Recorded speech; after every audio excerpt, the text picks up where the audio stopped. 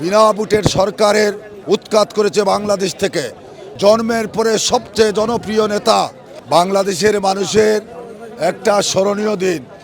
কারণ দীর্ঘ ১৭ বছর তারেক রহমানের বিরুদ্ধে অনেক ষড়যন্ত্র চক্রান্ত হয়েছিল, কিন্তু তারেক রহমান তার নিজ যোগ্যতায় এবং তার সঠিক নেতৃত্বের মধ্য দিয়েই ১৭ বছর আন্দোলনের নেতৃত্ব দিয়ে একটি ফ্যাসিবাদ বিনা ভোটের সরকারের উৎখাত করেছে বাংলাদেশ থেকে।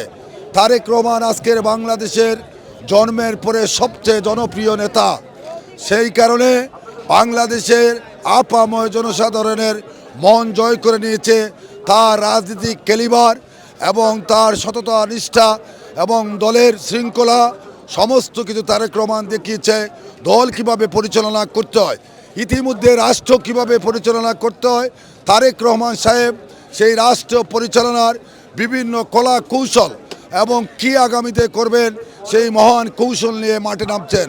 অনেক বাধা বিপত্তি হচ্ছে, দেশি বিরোধী ষড়যন্ত্র হয়েছে, সকল ষড়যন্ত্রকে ছিন্ন করে তারেক রহমান বীরের বেশে সাহস নিয়ে আজকে বাংলাদেশে প্রবেশ করেছেন। এই উপলক্ষে আজকে আমরা দেখতে পাই ঢাকায় কোটি কোটি মানুষের সমাবেশ। বাংলাদেশের ইতিহাসে এত বড় সমাবেশ কোনো নেতার জন্য হয় নাই, বা কোনো নেতার জন্য এত মানুষ কোটি কোটি মানুষ অপেক্ষা করে নাই। আমরা আমাদের নেতার জন্য গর্ববোধ করি। ওনার যে সততা, ওনার দলের যে নেতৃত্ব দেওয়ার ওনার ক্যাপাসিটি, দেশ চালানোর যে ক্যাপাসিটি, যোগ্যতা উনি স্বাক্ষর রেখেছেন।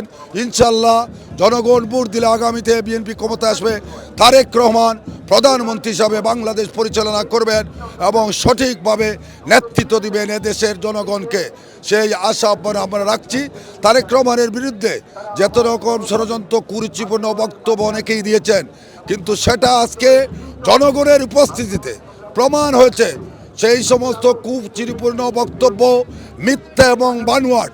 একজন সঠিক নেতাকে যে নেতাকে প্রশ্নবিদ্ধ করার জন্য সেটা করা হয়েছিল, সেটা জনগণ আজকে উপস্থিতি হয়ে সারা বাংলাদেশ থেকে কোটি কোটি মানুষ উপস্থিত হয়ে সেটা প্রমাণ করেছে। সবাইকে ধন্যবাদ।